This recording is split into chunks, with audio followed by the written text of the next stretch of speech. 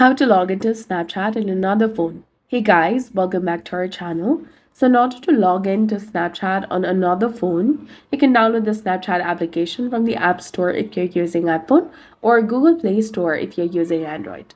Then open the app, tap on login, enter your username and password and log into your specific account.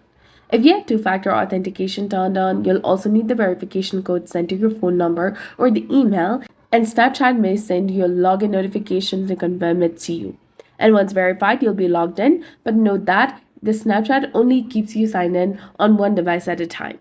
Logging in on a new phone will sign you out of the old one. But if you want to try switching the devices, you can tap on the avatar icon in the top left corner of your screen, then tap on the gear icon in the top right, scroll all the way down and tap on log out, again to confirm, and then switch your account by logging into another account with their specific username and password. That's it. This is how you can go ahead and log into Snapchat in another phone. So if you found this guide helpful, please like, share, and subscribe.